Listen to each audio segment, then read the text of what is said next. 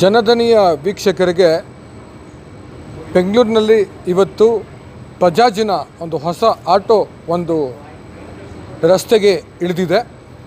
ಇವತ್ತಿಂದ ಈ ಆಟೋಗಳು ಎಲ್ರಿಗೂ ಸಿಗಲಿಕ್ಕಿದೆ. ಬಜಾಜ್ ಅಂತಂದರೆ ಭರವಸೆ. ಬಜಾಜ್ ಅಂದರೆ ಹಮಾರ ಬಜಾಜ್ ಅಂತ ಒಂದು ದೊಡ್ಡ ಹೆಗ್ಗಳಿಕೆ ಇರುವಂಥ ಕಂಪನಿ. ಈವರೆಗೆ ಅದು ಪೆಟ್ರೋಲ್ ಗಾಡಿಗಳು ಇತ್ತು ಅಥವಾ ಗ್ಯಾಸ್ ಮೇಲೆ ಓಡೋಂಥ ಗಾಡಿಗಳಿತ್ತು. ಇದೀಗ ಎಲೆಕ್ಟ್ರಿಕ್ಕಲ್ಲಿ ಓಡೋವಂಥ ಆಟೋಗಳು ರಸ್ತೆಗೆ ಇಳಿತಾ ಇದೆ. ಇವತ್ತು ಇದರ ಪತ್ರಿಕಾಗೋಷ್ಠಿಯಲ್ಲಿ ನಾವೆಲ್ಲ ಇದ್ದೀವಿ. ಏನೆಲ್ಲ ವಿಶೇಷತೆಗಳಿಗೊಂದಿಗೆ ಬಜಾಜ್ ಆಟೋ ರಸ್ತೆಗೆ ಇಳಿತಾ ಇದೆ, ಎಷ್ಟು ಒಂದು ಚಾರ್ಜ್ ಮಾಡಿದ್ರೆ ಮೈಲೇಜು ಎಷ್ಟು ಬರುತ್ತೆ, ಎಷ್ಟು ಕಿಲೋಮೀಟ್ರ್ವರೆಗೂ ಮುಂದೆ ಹೋಗುತ್ತೆ, ಅದರ ಬ್ಯಾಟ್ರಿ ಕೆಪಾಸಿಟಿ ಎಷ್ಟು, ಮೋಟ್ರ್ ಕೆಪಾಸಿಟಿ ಎಷ್ಟು, ಎಲ್ಲ ಮಾಹಿತಿಯನ್ನು ನಾವಿಲ್ಲಿ ತಿಳ್ಕೊಳ್ಳೋಣ. ಬನ್ನಿ. ನಮ್ಮ ಜೊತೆಗೆ ಇವತ್ತು ಓಲಾ ಉಬರ್ನ ಚಾಲಕರ ಸಂಘದ ಅಧ್ಯಕ್ಷರು ನಮ್ಮ ಜೊತೆ ಇದ್ದಾರೆ. ಬನ್ನಿ, ಇವತ್ತಿನ ಬಜಾಜ್ ಎಲೆಕ್ಟ್ರಿಕ್ ಆಟೋ ಬಗ್ಗೆ ಅವರು ಏನು ಹೇಳ್ತಾರೆ ತಿಳ್ಕೊಳ್ಳೋಣ. ನಮಸ್ಕಾರ. ಇವತ್ತು ಬಜಾಜ್ ಆಟೋ ಎಲೆಕ್ಟ್ರಿಕ್ ವರ್ಷನಲ್ಲಿ ಪ್ರಾರಂಭ ಆಗಿದೆ. ಇದರ ಬಗ್ಗೆ ತಾವೇನು ಹೇಳಕ್ಕೆ ಇಷ್ಟಪಡ್ತೀರಾ? ಭಾಳಷ್ಟು ಸಂತೋಷದ ವಿಷಯ. ಭಾಳಷ್ಟು ನಿರೀಕ್ಷೆಗಳನ್ನ ಇಟ್ಕೊಂಡಿದ್ವಿ. ತುಂಬ ದಿನಗಳಿಂದ ಕಾಯ್ತಾಯಿದ್ರು. ಸೊ ಯಾವಾಗ ಬರುತ್ತೆ ಅನ್ನುವಂಥ ಒಂದು ಮಾತುಗಳು ಸದಾ ಕೇಳಿಬರ್ತಾ ಇತ್ತು. ಯಾಕಂದರೆ ಬಜಾಜ್ ಅನ್ನುವಂಥದ್ದು ಒಂದು ಭರವಸೆ, ಚಾಲಕರ ಭರವಸೆ ಇರ್ಬೋದು, ಮಾಲೀಕರ ಭರವಸೆ ಇರ್ಬೋದು, ಸಾರ್ವಜನಿಕರ ಭರವಸೆ. ಇವತ್ತು ಎಷ್ಟೋ ಕುಟುಂಬಗಳು ಈ ಆಟೋ ಆದಾಯದಿಂದ ಇವತ್ತು ನಡೀತಾ ಇದ್ದಾವೆ. ಸೊ ಹಾಗಾಗಿ ಬಜಾಜ್ನಲ್ಲಿ ಇನ್ನೂವರೆಗೂ LPG CNG ಇವೇ ನಡೀತಾ ಇದ್ವು. ಯಾವಾಗ ಬರುತ್ತೆ ಎಲೆಕ್ಟ್ರಿಕ್? ಯಾಕಂದರೆ ಎಲೆಕ್ಟ್ರಿಕ್ ಕ್ರಾಂತಿ ಸ್ಟಾರ್ಟ್ ಆಗಿದೆ. ಆದರೆ ಎಲ್ಲೋ ಒಂದು ಕಡೆ ಭರವಸೆಯ ಬಜಾಜಿಂದ ಎಲೆಕ್ಟ್ರಿಕ್ ವಾಹನ ಬರಲಿಲ್ವಲ್ಲ ಅನ್ನುವಂಥ ಒಂದು ಮಾತುಗಳು ಕೇಳಿ ಬರ್ತಾ ಇತ್ತು. ಸೊ ಯಾವಾಗಲೂ ಭರವಸೆ ಉಳಿಸ್ಕೊಂಡು ಬರೋರು ನಿಧಾನಕ್ಕೆ ಬಂದರೂ ಆ ಭರವಸೆನ ಕಾಪಾಡ್ಕೊಂಡು ಬರ್ತಾರೆ ಅನ್ನೋವಂಥ ಮಾತು ಕೂಡ ಸತ್ಯ ಆಯಿತು. ಇವತ್ತು 178 ಕಿಲೋಮೀಟ್ರ್ ಮೈಲೇಜ್ ಜೊತೆಗೆ ಅತಿ ಕಡಿಮೆ ದರದಲ್ಲಿ 3,61,000 ರೂಪಾಯಿನಲ್ಲಿ ಮಾರುಕಟ್ಟೆಗೆ ಪಾದಾರ್ಪಣೆಗೊಂಡಿದೆ ಈ ಬಜಾಜ್ ಎಲೆಕ್ಟ್ರಿಕ್ ಆಟೋ. ಯಾಕಂದರೆ ಹಲವಾರು ಆಟೋಗಳು ಬಂದಿದ್ದಾವೆ ಮಾರುಕಟ್ಟೆಗೆ. ಅವು ಕಿಲೋಮೀಟರ್ನ ಅವರು ಏನು ಕೆಪಾಸಿಟಿ ಹೇಳಿದರು ಅದನ್ನು ಅವರು ಕಾಪಾಡ್ಕೊಳ್ಳಿಕ್ಕಾಗಲಿಲ್ಲ. ಮತ್ತು ದರಗಳು ಅತಿ ಹೆಚ್ಚಾಗಿ 3.25 ಲಕ್ಷದ ಮೇಲೆ 4 ಲಕ್ಷದ ಗಡಿನ ದಾಟಿಬಿಟ್ಟಿತ್ತು. ಆದರೆ ಯಾವುದು ನಂಬಿಕೆಗೆ ಪಾತ್ರರಾಗಲಿಲ್ಲ. ಆದರೆ ಇವತ್ತು ಬಜಾಜ್ ನುಡಿದಂತೆ ಯಾವ ರೀತಿ ಬಜಾಜ್ ಅಂದ್ರೇ ಒಂದು ಭರವಸೆ, ಆ ರೀತಿ ಇವತ್ತು ಉಳಿಸ್ಕೊಂಡು 178 ಕಿಲೋಮೀಟ್ರ್ ಮೈಲೇಜ್ನೊಂದಿಗೆ ಅತಿ ಕಡಿಮೆ ದರದಲ್ಲಿ ಬಂದಿದೆ. ಇವತ್ತೆಲ್ಲರೂ ಸಹ ಸಂತೋಷದಿಂದ ಇದ್ದೀವಿ. ಯಾಕಂದರೆ ಮತ್ತಷ್ಟು ಇನ್ನಷ್ಟು ಹೆಚ್ಚಿಗೆ ಗಳಿಸಬಹುದು. ಇವತ್ತು ದುಡಿಮೆ ಆದಾಯನ ಲಾಭ ಪಡ್ಕೋಬೋದು ನಾವು. ನಾನು ನೋಡಿದಂತೆ ಅನೇಕ ವೆಹಿಕಲ್ಗಳು, ಆಟೋಗಳು ಎಲೆಕ್ಟ್ರಿಕ್ ಮಧ್ಯದಲ್ಲಿ ಮಧ್ಯಾಹ್ನದೊತ್ತು ಚಾರ್ಜ್ಗೆ ಇಟ್ಟಿರ್ತಾರೆ. ಈ ಬಜಾಜ್ ವೆಹಿಕಲ್ಲು ಆಟೋ ಡ್ರೈವರು ತೆಗೆದ ಅಂತಂದರೆ ಬೆಳಗ್ಗೆಯಿಂದ ಸಂಜೆವರೆಗೂ ಅವನು ಒಂದು ಚಾರ್ಜ್ನಲ್ಲಿ ಓಡಾಡೋ ರೀತಿ ಇರುತ್ತಾ ಅಥವಾ ಮತ್ತೆ ಚಾರ್ಜ್ ಮಾಡಬೇಕಾಗತ್ತಾ? ಈ ಬಗ್ಗೆ ನೋಡಿ, ನೈಟ್ ಹೋಗಿ ಚಾರ್ಜ್ಗೆ ಹಾಕಿ ಬೆಳಿಗ್ಗೆ ಎದ್ದೋಳ್ತಿದ ತಕ್ಷಣ ಗಾಡಿ ಡ್ಯೂಟಿ ಸ್ಟಾರ್ಟ್ ಮಾಡಿದ್ರೆ ಸಂಜೆವರೆಗೂ ಮಾಡ್ಬೋದು. ಯಾಕಂದರೆ ಒಂದು ದಿನಕ್ಕೆ ಸರಿಸುಮಾರು 200 ಕಿಲೋಮೀಟ್ರು ನಾವು ವಾಹನಗಳನ್ನ ಚಲಾಯಿಸ್ತೇವೆ. ವಾಹನ ಓಡಾಡೋದೇ 200 ಕಿಲೋಮೀಟ್ರ್. ಅದ್ರ ಮಧ್ಯದಲ್ಲಿ ಒಂದು ಕಡೆ 2 ಕಡೆ ಬ್ರೇಕ್ ತೊಗೊಳ್ತೇವೆ. ಸೊ 178 ಕಿಲೋಮೀಟ್ರ್ ಬರುತ್ತೆ ಅಂದರೆ ಆಲ್ಮೋಸ್ಟ್ ಮುಕ್ಕಾಲು ಭಾಗ ನಮ್ಮ ಡ್ಯೂಟಿ ಕಂಪ್ಲೀಟ್ ಆಗಿರುತ್ತೆ. ಸೊ ಅದ್ರ ಜೊತೆಯಲ್ಲೇ ನಾವು ಒಂದು ಅರ್ಧ ಗಂಟೆ 1/4 ಗಂಟೆ ಎಲ್ಲಾದರೂ ನಿಂತ್ಕೊಂಡಾಗ ಅದನ್ನು ಚಾರ್ಜ್ ಮಾಡಿಕೊಂಡ್ರೆ ಮತ್ತಷ್ಟು ಡ್ಯೂಟಿಗಳನ್ನ ಮಾಡ್ಬೋದು.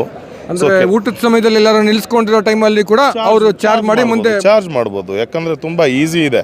ಬೇರೆ ಗಾಡಿಗಳ ಥರ ಚಾರ್ಜಿಂಗ್ ಎಲ್ಲ ಡಿಫಿಕಲ್ಟ್ ಇಲ್ಲ.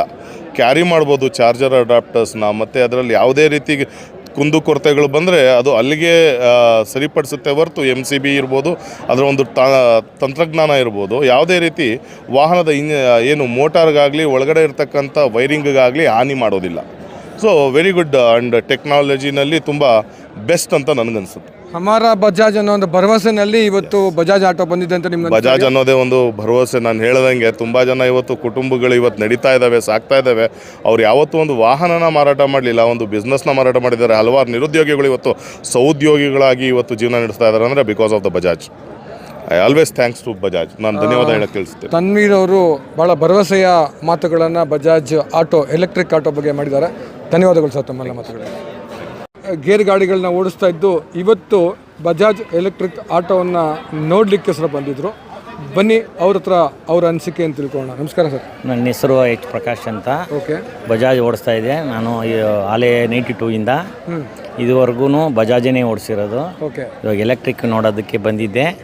ಅದಕ್ಕೋಸ್ಕರ ಏನು ಪರ್ಫಾರ್ಮೆನ್ಸ್ ಇದೆ, ಯಾವ ಥರ ಇದೆ, ನಮಗೂ ಒಂದು 6 ತಿಂಗಳು ಬೇಕಾಗುತ್ತೆ. ಸಡನ್ನಾಗಿ ತೊಗೊಂಡ್ರು ಅಷ್ಟು ಬಂಡವಾಳ ಹಾಕಿ ನಾವು ಯಾವ ಥರ ಅಂತ ನಾವು ಯೋಚನೆ ಮಾಡಬೇಕು. ಸುಮ್ಮನೆ ಬಂಡವಾಳ ಹಾಕ್ಬಿಟ್ಟು ಗಾಡಿ ಓಡಲಿಲ್ಲ ಅಂದರೂ ಕಷ್ಟ ಆಗುತ್ತೆ. ಅದಕ್ಕೋಸ್ಕರ ನಾವು ಪರ್ಫಾರ್ಮೆನ್ಸ್ 6 ತಿಂಗಳು ಓಡಾದಮೇಲೆ ಯಾವ ಥರ ಇದೆ ಅಂತ ನೋಡ್ಬಿಟ್ಟು ತೊಗೊತೀವಿ. ಬಜಾಜೇ ನಾನು ಇದುವರೆಗೂ 16 ಗಾಡಿ ತೊಗೊಂಡಿದ್ದೀನಿ ಆಲ್ರೆಡಿ. ಅಂದರೆ ಬಜಾಜ್ ನಾನು ಬೇರೆ ಎಲ್ಲೂ ತೊಗೊಂಡಿಲ್ಲ ಅಂತಂದ್ರು, ಎಲೆಕ್ಟ್ರಿಕ್ ಗಾಡಿ ಹೆಂಗಿದೆ ಅದು 6 ತಿಂಗಳು ಹೆಂಗೆ ಓಡುತ್ತೆ ನೋಡಿಕೊಂಡು ಆಮೇಲೆ ತಗೊಳ್ಳೋಣ ಅಂತ ನಿಶ್ಚಯ ಮಾಡ್ತಾ ಹೌದು ಸರ್, ಖಂಡಿತ. ನಮ್ಮ ಜೊತೆ ಬೆಂಗಳೂರಿನ ಸಾರಥಿ ಸೇನೆಯ ಅಧ್ಯಕ್ಷರು ರಾಮೇಗೌಡರಿದ್ದಾರೆ. ಅವ್ರ ಜೊತೆ ಅವ್ರ ಸಂಘದ ಅನೇಕ ಆಟೋ ಚಾಲಕರು ಕೂಡ ಇಲ್ಲಿದ್ದಾರೆ. ಅವ್ರ ಹತ್ರ ಹೊಸ ಆಟೋ ಬಜಾಜ್ ಎಲೆಕ್ಟ್ರಿಕ್ ಬಗ್ಗೆ ಏನು ಹೇಳ್ತಾರೆ ಕೇಳೋಣ. ಸರ್ ನಮಸ್ಕಾರ. ನಮಸ್ಕಾರ ಸರ್. ಇವತ್ತು ಹೊಸ ಆಟೋ ಬಿಡುಗಡೆ ಆಗಿದೆ, ಎಲೆಕ್ಟ್ರಿಕ್ ಆಟೋ. ಹೌದು. ಈ ಬಗ್ಗೆ ತಮ್ಮ ಅನಿಸಿಕೆ ಏನು? ಸರ್, ಇವಾಗ ಬಜಾಜ್ ಅವರು ಇವಾಗ ಫೈನಲಲ್ಲಿ ಬಿಟ್ಟಿದ್ದಾರೆ. ಏಕೆಂದರೆ ಎಲ್ಲ ಒಂದು ಕಂಪ್ನಿಯವರು ಬಿಟ್ಟಿದ್ದರು. ಇವಾಗ ಈ ಬಜಾಜ್ ಅವ್ರು ಬಿಟ್ಟಿದ್ದಾರೆ. ನೋಡೋಣ, ಇವಾಗ ಒಂದು 178 ಕಿಲೋಮೀಟ್ರ್ ಓಡುತ್ತೆ ಅಂತ ಹೇಳಿದ್ದಾರೆ. ಅದನ್ನೆಲ್ಲ ಇವಾಗ ಒಂದು 50 ಜನ ಪರ್ಚೇಸ್ ಮಾಡಿದ್ದಾರೆ. ಇವತ್ತು ಓಪನಿಂಗಲ್ಲೇ ತಗೊಂಡಿದ್ದಾರೆ. ಅದು ಯಾವ ರೀತಿ ರಿಸಲ್ಟ್ ಬರುತ್ತೆ ನೋಡೋಣ. ಅದನ್ನು ನಂತರ ಯಾವ ರೀತಿ ಅದನ್ನು ಮೂವ್ ಮಾಡಬೇಕು ಅದನ್ನು ನೆಕ್ಸ್ಟ್ ಎಲ್ಲ ನಮ್ಮ ಚಾಲಕರಿಗೆ ತಿಳಿಸ್ಕೊಡ್ತೀವಿ. ಅದು ಚೆನ್ನಾಗಿದೆ ಮೂವಿಂಗು ತಗೊಳ್ಳಿ ಅಂತ ಹೇಳ್ತೀವಿ. ಇಲ್ಲಾಂದರೆ ಅದು ಆಗಿ ಬರಲಿಲ್ಲ ಅಂದರೆ ಮಾಮೂಲಿ ಏನಿದೆ ಇವಾಗ CNG ಹೊಸ ಈ ಬಜಾಜೇ ಇದೆ. ನಾವೆಲ್ಲ ಆಲ್ಮೋಸ್ಟ್ ಎಲ್ಲ ಬಜಾಜೇ ಓಡಿಸೋದು. ನಮ್ಮ ಚಾಲಕರಿಗೆಲ್ಲ ಬಜಾಜೇ ಸೆಟ್ ಆಗೋದು. ಇನ್ನು ಬಿಟ್ಟರೆ ಬೇರೆ ಯಾವುದೇ ಕಂಪ್ನಿಗಳು ಸೆಟ್ ಆಗೋಲ್ಲ. ಹಾಗಾಗಿ ಇದನ್ನು ಮುಂದಿನ ದಿನಗಳಲ್ಲಿ ಯಾವ ರೀತಿ ಅದು ಚಲಾವಣೆ ಆಗುತ್ತೆ ನಮ್ಮ ಈಗ ಏನು ಎಲೆಕ್ಟ್ರಿಕ್ ಆಟೋ ಇದೆ ಅದನ್ನು ನೋಡ್ಕೊಂಡು ತೀರ್ಮಾನಿಸ್ತೀವಿ. ಈ ನೀವು ಗಾಡಿಯನ್ನು ಓಡಿಸಿದ್ರ ಅದು ಎಷ್ಟು ಪಿಕಪ್ ಇತ್ತು, ಆ ಮುಂಚಿನ ಗಾಡಿಗೆ ಸ್ಟೆಪ್ ಪವರ್ ಇತ್ತಾ, ಈಸಿ ಇತ್ತಾ ಓಡಿಸೋದಕ್ಕೆ? ಇವಾಗೆಲ್ಲ ಈಸಿ ಇದೆ, ಓಡಿಸ್ಬೋದು. ಅದು ಓಡ್ತಾ ಹೇಗೆ ಇರುತ್ತೆ ನೋಡ್ಬೋದು. ಇವಾಗ ಶೋರೂಮ್ ಗಾಡಿ ಇವಾಗ ಚೆನ್ನಾಗಿರುತ್ತೆ, ಅದು ವಸ್ತ್ರ ಎಲ್ಲ ಚೆನ್ನಾಗಿರುತ್ತೆ. ಅದು ಹೋಯ್ತಾ ಅದು ಯಾವ ರೀತಿ ಆಗುತ್ತೆ ನೋಡಬೇಕು. ಓಕೆ. ಇದರಲ್ಲಿ 178 ಕಿಲೋಮೀಟರ್ ಅಂತ ಕೊಟ್ಟಿದ್ರು. ನಿಮ್ಮ ಅನ್ಬೋದಂತೆ ಒಬ್ಬ ಆಟೋ ಚಾಲಕ ಎಷ್ಟು ಕಿಲೋಮೀಟರ್ ಓಡಿಸ್ತಾನೆ? ಬೆಳಗ್ಗೆ ಒಂದ್ಸರಿ ಚಾರ್ಜ್ ಮಾಡಿ ಗಾಡಿ ತೆಗೆದ್ರೆ ಸಂಜೆವರೆಗೂ ಇರುತ್ತಾ ಅಥವಾ ಇನ್ನೊಂದ್ಸರಿ ಚಾರ್ಜ್ ಮಾಡಬೇಕಾ? ನಿಮ್ಮ ಅನುಭವ ಈ ಬಗ್ಗೆ ಸರ್? ಇದು ಬೆಳಗ್ಗೆ ಸಾಯಂಕಾಲವರೆಗೂ ಓಡಿಸೋಕ್ಕಾಗಲ್ಲ. ಯಾಕೆ ಈ ಟ್ರಾಫಿಕ್ನಲ್ಲಿ ರನ್ನಿಂಗಲ್ಲೇ ಇರಬೇಕು, ಆಫ್ ಮಾಡೋಕ್ಕಾಗಲ್ಲ. ಆಮೇಲೆ ನಿಧಾನಕ್ಕೆ ಮೂವ್ ಮಾಡ್ತೀವಿ. ಹಾಗಾಗಿ ಅವ್ರು ಹೇಳಿರುವಂಥ 178 ಕಿಲೋಮೀಟ್ರ್ ಬರಲ್ಲ. ಮ್ಯಾಕ್ಸಿಮಮ್ ನಾವು 100 ಕಿಲೋಮೀಟ್ರ್ ಅಂತ ಇಟ್ಕೊಂಡೇ ಓಡಿಸ್ಬೇಕು.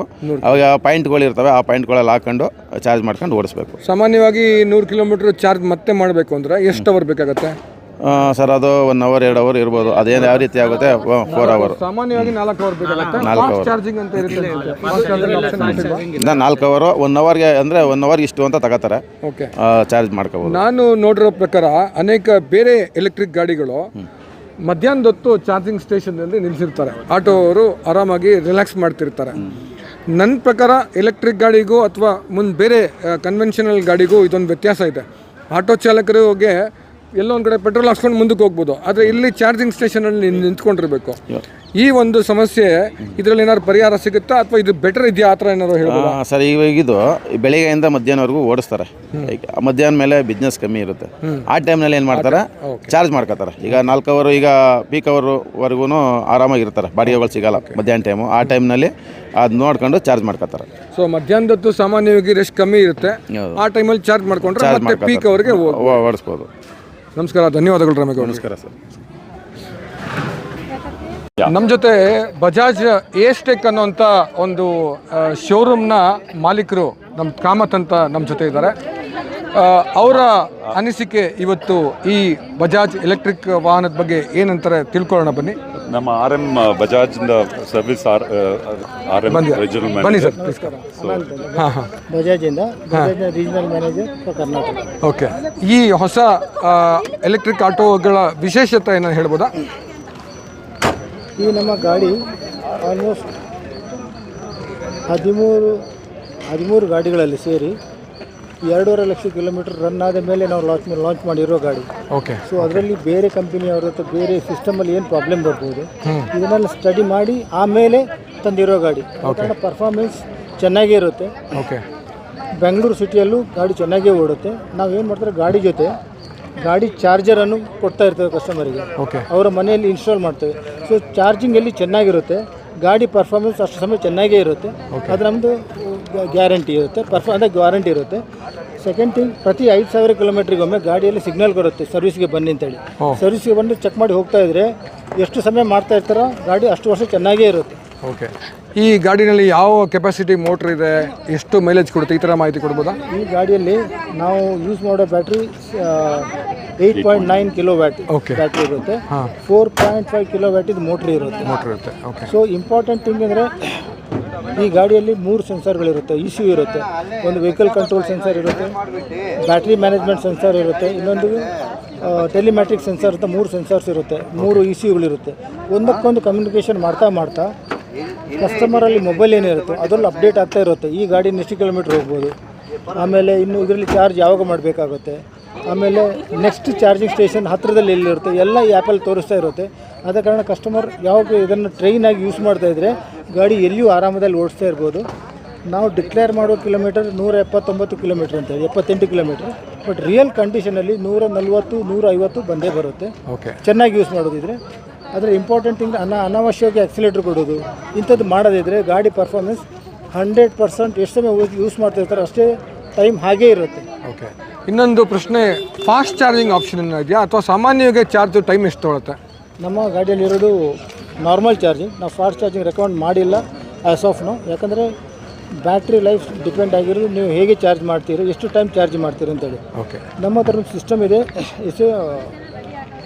ಎಲೆಕ್ಟ್ರಾನಿಕ್ ಬ್ಯಾಲೆನ್ಸಿಂಗ್ ಅಂತೇಳಿ. ಬ್ಯಾಟ್ರಿ ಇದರಲ್ಲಿ 48 ಸೆಲ್ಗಳಿರುತ್ತೆ ಬ್ಯಾಟ್ರಿ ಒಳಗೆ. ಓಕೆ. ಪ್ರತಿಯೊಂದು ಸೆಲ್ ಫುಲ್ ಆಗ್ತಾ ಬರ್ತಾ ಇದ್ದಾಗೆ ಬ್ಯಾಟ್ರಿ ಪರ್ಫಾರ್ಮೆನ್ಸ್ ಚೆನ್ನಾಗಿರುತ್ತೆ. ಸೊ ಆದ ಕಾರಣ ಎಷ್ಟು ನಾವು ಚಾರ್ಜ್ ಮಾಡ್ತೇವೆ 100% ಯಾರು ಚಾರ್ಜ್ ಮಾಡ್ತಾರೆ ಪರ್ಫಾರ್ಮೆನ್ಸ್ ಚೆನ್ನಾಗಿರುತ್ತೆ. 100% ಮಾಡಿ ಕಮ್ಮಿ ಆಗ್ತಾ ಬಂದಾಗ 8% 10% ಬರುತ್ತೆ, ಪುನಃ ಚಾರ್ಜ್ ಮಾಡಿ, ಪುನಃ 100% ಚಾರ್ಜ್ ಮಾಡಿ. ಈ ಪರ್ಫಾರ್ಮೆನ್ಸ್ ಮಾಡ್ತಾ ಇದ್ದಾಗೆ ಬ್ಯಾಟ್ರಿ ಲೈಫು ಚೆನ್ನಾಗೇ ಇರುತ್ತೆ. ಓಕೆ. ಈ ವಾಹನದ ಟೆಕ್ನಿಕಲ್ ಸ್ಪೆಸಿಫಿಕೇಶನ್ ಬಗ್ಗೆ ಒಂದಷ್ಟು ಬಜಾಜಿನ ಅಧಿಕಾರಿಗಳು ಮಾತಾಡಿದ್ದಾರೆ.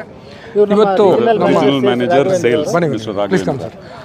ನಮ್ಮ ರೀಜನಲ್ ಸೇಲ್ಸ್ ಮ್ಯಾನೇಜರ್ ರಾಘವೇಂದ್ರ ಅವರು ಕೂಡ ನಮ್ಮ ಜೊತೆ ಇದ್ದಾರೆ. ಅವ್ರ ಹತ್ರ ಒಂದಷ್ಟು ಮಾಹಿತಿಯನ್ನು ಪಡ್ಕೊಳ್ಳೋಣ. ಸರ್, ಇವತ್ತು ಒಂದಷ್ಟು ವಾಹನಗಳು ಈಗಾಗಲೇ ರಸ್ತೆಗೆ ಇಳಿದಿವೆ, ಬಿಡುಗಡೆ ಆದ ಮೊದಲನೇ ದಿನನೇ. ಗ್ರಾಹಕರ ಪ್ರತಿಕ್ರಿಯೆ ಹೇಗಿದೆ? ಮೊದಲನೇ ದಿನ ಬುಕ್ಕಿಂಗಿಗೆ ಹೇಗೆಲ್ಲ ರೆಸ್ಪಾನ್ಸ್ ಬಂತು, ಆ ಥರದನ್ನ ಮಾಹಿತಿ ಹಂಚ್ಕೊಳ್ಬೋದಾ?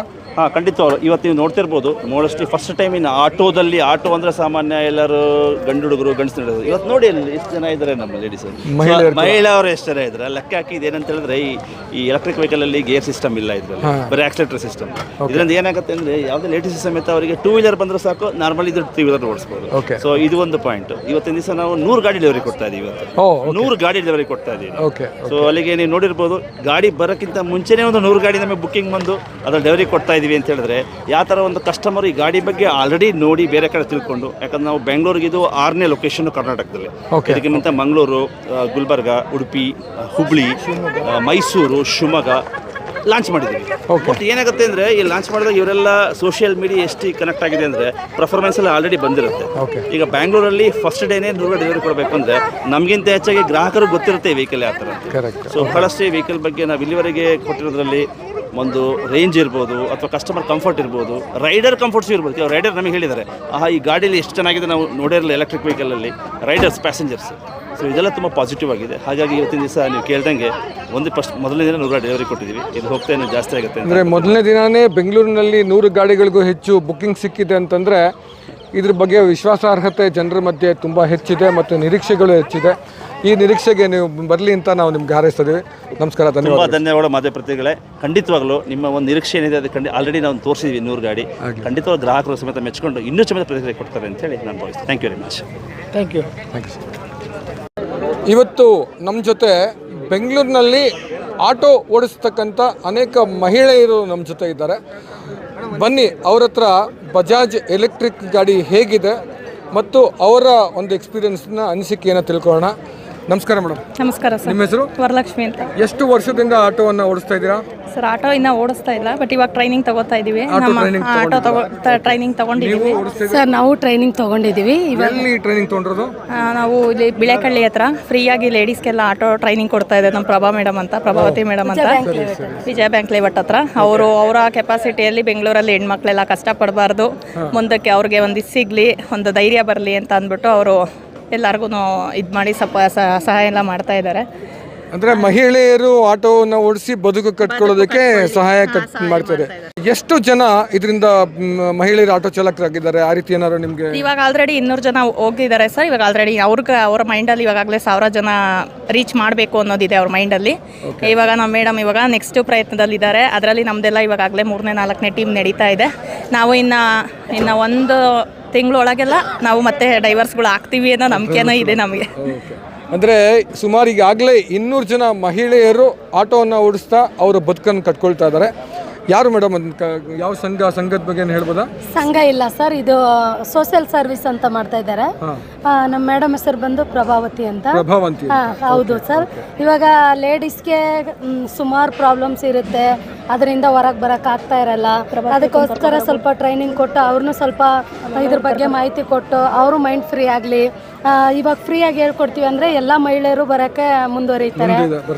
ಸರ್ ಆಲ್ಮೋಸ್ಟ್ ಆಗಿ ನಾನು ನೋಡ್ದಂಗೆ ಬೆಂಗಳೂರಲ್ಲಿ ಎಲ್ಲೂ ಕೂಡ ಕಾರ್ ಡ್ರೈವಿಂಗ್ ಇದೆ, ಸ್ಕೂಟಿ ಡ್ರೈವಿಂಗ್ ಇದೆ, ಸ್ಕೂಲ್ಗಳಿದೆ, ಎಲ್ಲ ಕಡೆನೂ ಇದೆ. ಬಟ್ ಇಲ್ಲಿ ಆಟೋ ಡ್ರೈವಿಂಗ್ ಅಂತ ಕೇಳ್ಪಟ್ಟಿದ್ದೆ ನಾನು ಇವ್ರ ಹತ್ರ ಫಸ್ಟು. ಬೆಂಗಳೂರಲ್ಲಿ ಆಟೋ ಡ್ರೈವಿಂಗ್ ಹೇಳ್ಕೊಡ್ತಾ ಇದ್ದಾರೆ ಹೆಣ್ಮಕ್ಳಿಗೆ ಅಂತ ಕೇಳ್ಪಟ್ಟಿದ್ದೆ ನಾನು ಇವ್ರ ಹತ್ರ ಫಸ್ಟು. ಅದು ಮುಖ್ಯವಾಗಿ ಹೆಣ್ಮಕ್ಳಿಗೆ ಹೇಳ್ಕೊಡ್ತೀವಿ ಅಂತ ಮುಂದೆ ಬಂದಿರೋದ್ರಲ್ಲಿ ಇವರನ್ನೇ ನಾವು ಮೊದಲು ನೋಡಿದ್ದು. ಅದರಿಂದ ನಮಗೆ ತುಂಬ ಖುಷಿ ಆಗುತ್ತೆ. ಅವರು ಇದಕ್ಕೇನಾದರೂ ನೀವು ಆಟೋ ಎಲ್ಲ ಓಡಿಸೋದು ಕಲ್ತ್ಕೊಂಡ್ಮೇಲೆ ಲೋನ್ ಫೆಸಿಲಿಟಿ ಆ ಥರದ್ದೇನೋ ಸಹಕಾರಗಳನ್ನ ಕೊಡಿಸ್ತಾರಾ? ನಮಗೆ ಇವಾಗ ಸ್ಟಾರ್ಟಿಂಗಲ್ಲಿ ಫಸ್ಟು ಇವಾಗ ಬಾಡಿಗೆಗಾಗಲಿ ಇಲ್ಲ ನಾವು ಇವಾಗ ಅಮೌಂಟ್ ಎಲ್ಲ ನಮ್ಮ ಹತ್ರ ಇಷ್ಟು ರೆಡಿ ಆಗುತ್ತೆ ಅಂದರೆ ಅದ್ರ ಮೇಲೆ ಇವಾಗ ಆಟೋ ಇದು ಮಾಡ್ಕೊಳ್ಳೋದು, ಆಟೋ ಎಲ್ಲ ಅವರೇ ಕೊಡಿಸೋದು. ಮತ್ತು ನಮಗೆ ಎಲ್ಲ ಒಂದು ತಾಯಿ ಹೆಂಗೆ ಮಗುನ ಒಂದು ಇದು ಮಾಡ್ತಾರೋ ಆ ಥರ ಇವಾಗ ನಮಗೆ ಕೇರ್ ತಗೋತಾ ಇದ್ದಾರೆ. ಈಗಾಗಲೇ ನೀವು ಗೇರ್ ಗಾಡಿ ಓಡಿಸೋದು ಕಲ್ತಿರ್ತೀರ ಅನ್ಸುತ್ತೆ. ಇವತ್ತು ನೀವು ಎಲೆಕ್ಟ್ರಿಕ್ ಗಾಡಿ ನೋಡಿದ್ರಿ. ಎಲೆಕ್ಟ್ರಿಕ್ ಗಾಡಿ ನೋಡಿದಾಗ ನಿಮ್ಗೆ ಏನು ಅನಿಸ್ತು? ಏನಾದ್ರು ವ್ಯತ್ಯಾಸ ಅನಿಸ್ತಾ? ಉಪಯೋಗ ಇದೆ ಅನ್ನಿಸ್ತಾ? ಸರ್ ನಾವು ಎಲೆಕ್ಟ್ರಿಕಲ್ ಗಾಡಿ ತಗೋಬೇಕು ಅಂತ ನಮಗೂ ಇವಾಗ ಅನಿಸಿದೆ. ಯಾಕಂದರೆ ಅದರಲ್ಲಿ ಇದು ಗ್ಯಾಸ್ ಉಳಿತಾಯ ಆಗುತ್ತೆ ಮತ್ತು ವಿದ್ಯುತ್ತು ಸ್ವಲ್ಪ ಕಮ್ಮಿ ಆಗುತ್ತೆ. ಅದಕ್ಕೋಸ್ಕರ ನಾವು ಎಲೆಕ್ಟ್ರಿಕಲ್ ಗಾಡಿ ತಗೋಬೇಕು ಅಂತ ಇಷ್ಟಪಡ್ತೀವಿ ಸರ್. ಆಗಲಿ ಮೇಡಮ್, ನಿಮ್ಮ ಎಲೆಕ್ಟ್ರಿಕ್ ಗಾಡಿಯನ್ನು ಓಡಿಸ್ತಾ ನಿಮ್ಮ ಬದುಕು ಚೆನ್ನಾಗಿ ಆಗಲಿ ಅಂತ ನಾವು ಹಾರೈಸ್ತೀವಿ. ನಮಸ್ಕಾರ, ಧನ್ಯವಾದ. ಲೇಡೀಸ್ಗೆ ಕಂಫರ್ಟಬಲ್ ಆಗಿದೆ. ಬೆಂಗಳೂರಿನಲ್ಲಿ ಇವತ್ತು ಅನೇಕ ಮಹಿಳೆಯರು ಆಟೋ ಓಡಿಸೋಕ್ಕೆ ಸಿಗ್ತಾರೆ. ಆಟೋ ಓಡಿಸ್ತಾ ತಮ್ಮ ಜೀವನವನ್ನು ಬದುಕನ್ನು ಕಟ್ಕೊಳ್ತಾ ಒಂದು ಪ್ರಯತ್ನವನ್ನು ಮಾಡ್ತಾ ಇದ್ದಾರೆ. ಅದರಲ್ಲಿ ಯಶಸ್ಸು ಕಾಣ್ತಾ ಇದ್ದಾರೆ. ನಮ್ಮ ಜೊತೆ ಒಬ್ರು ಇದ್ದಾರೆ. ಅವರು ಮಹಿಳೆಯರಿಗೆ ಚಾಲನಾ ತರಬೇತಿಯನ್ನು ಕೊಟ್ಟು ಅವರಿಗೆ ಅವರ ಸ್ವಂತ ಸ್ವಾವಲಂಬನೆಯನ್ನು ಬದುಕು ಕಟ್ಕೊಳ್ಳೋದಕ್ಕೆ ಸಹಾಯ ಮಾಡ್ತಿರೋವಂಥವ್ರು ನಮ್ಮ ಜೊತೆ ಇದ್ದಾರೆ. ಬನ್ನಿ ಇವತ್ತು ಅವ್ರ ಜೊತೆ ಅವರ ಒಂದು ಪ್ರಯತ್ನದ ಬಗ್ಗೆ ಅಥವಾ ಹೊಸದಾಗಿ ಇವತ್ತು ಬಂದಿರುವಂಥ ಬಜಾಜ್ ಎಲೆಕ್ಟ್ರಿಕ್ ಆಟೋ ಬಗ್ಗೆ ಅವರ ಅನಿಸಿಕೆಯನ್ನು ತಿಳ್ಕೊಳ್ಳೋಣ. ನಮಸ್ಕಾರ ಮೇಡಮ್. ನಮಸ್ತೆ. ತಮ್ಮ ಹೆಸರು? ಪ್ರಭಾವತಿ ಅಂತ. ಎಲ್ಲಿ ಮೇಡಮ್ ಇರೋದು ನೀವು? ನಾವು ಬನಘಟ್ಟ ರೋಡ್ ಸರ್. ಪೀಸ್ ಆಟೋ ಮಹಿಳಾ ಘಟಕ ಅಧ್ಯಕ್ಷರು. ಪೀಸ್ ಆಟೋ ಕಡೆಯಿಂದ ಉಚಿತವಾಗಿ ತರಬೇತಿ ಕೊಡ್ತಾ ಇದ್ದಾರೆ ಹೆಣ್ಮಕ್ಳಿಗೆ. ಉಚಿತವಾಗಿ ಪೀಸ್ ಆಟೋ ಸಂಘಟನೆ ಮೂಲಕ ಉಚಿತವಾಗಿ ಹೆಣ್ಮಕ್ಳಿಗೋಸ್ಕರನೇ ಅಂತಾನೆ ಒಂದು ಆಟೋ ಕೊಟ್ಟಿದ್ದಾರೆ ರಘುವಣ್ಣವರು. ಅದರಲ್ಲಿ ತರಬೇತಿ ಕೊಡ್ತಾ ಇದ್ದಾರೆ. ಈಗ ಆಲ್ರೆಡಿ ಒಂದು 200 ಜನವರೆಗೂ ತರಬೇತಿ ಪಡ್ತಿದ್ದಾರೆ. ಈಗ ಒಂದು ಸ್ವಲ್ಪ ಜನ ಓಡಿಸ್ತಾ ಇದ್ದಾರೆ ಗೇರ್ ಆಟೋ ಎಲ್ಲನೂ. ಇವತ್ತಿಲ್ಲಿ ಬಂದು ತುಂಬ ಖುಷಿ ಆಗ್ತೈತೆ. ಎಲೆಕ್ಟ್ರಿಕ್ ಆಟೋನು ಆರಾಮಾಗಿ ಓಡಿಸ್ಬೋದು ಅಂತೇಳಿ ನೋಡಿ ಇವಾಗ ಓಡಿಸಿ ಎಲ್ಲ ಆಯಿತು. ಚೆನ್ನಾಗಿದೆ ಬಟ್ ಆಟೋ. ಮಹಿಳೆಯರಿಗೆ ಒಂದಷ್ಟು ಸ್ವಾವಲಂಬನೆಯ ಬದುಕಿಗೋಸ್ಕರ ಸರ್ಕಾರ ಯಾವುದಾದ್ರೂ ಹಣ ಸಹಾಯವನ್ನು ಸಬ್ಸಿಡಿಯ ಮೂಲಕ ಮಹಿಳಾ ಮತ್ತು ಮಕ್ಕಳ ಕಲ್ಯಾಣ ಇಲಾಖೆಯಿಂದ ಇರ್ಬೋದು ಅಥವಾ ಬೇರೆ ಬೇರೆ ಇಲಾಖೆಯಿಂದ ಇವರಿಗೆಲ್ರಿಗೂ ಒಂದಷ್ಟು ಉತ್ತೇಜನ ಕೊಟ್ಟಲ್ಲಿ ಇನ್ನೊಂದಷ್ಟು ಮನೆಗಳು ಬೆಳಗುತ್ತೆ, ಮಹಿಳೆಯರು ಸ್ವಾವಲಂಬನೆಯ ಕಡೆ ಹೋಗ್ತಾರೆ ಅಂತ ಪ್ರಭಾ ಅವರು ತಿಳಿಸ್ಕೊಡ್ತಾ ಇದ್ದಾರೆ.